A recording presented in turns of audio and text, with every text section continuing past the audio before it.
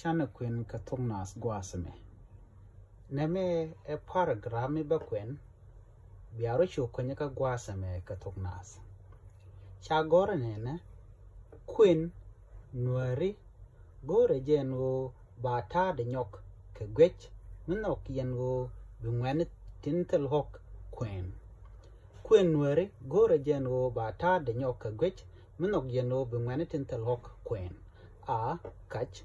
Ba, tok, sha, aramo yonka yonde, da kendial goke. A, kach, ba, tok, sha, aramo yonka yonde, da kendial goke. Chaji te guazame, kwe nwere gore jeno, ba ta de nyok kemi, gwech keje. Minog yeno, bi ngwane tintel hok, bika kwen, ke ngwane tintel dit, ke ngwane tintel kwak. Minog yeno, bika kwen. Chakulo laro nene, a e jene a kach, a ba ha tok, sha, Ramo yonga yongde, lo ramo gur kam guja momade kwen kajamo, da ken dial goke. Amendi ande gwa kaji, jin ramen wer. Mini guja na me, mi gwae, kiesha gwa.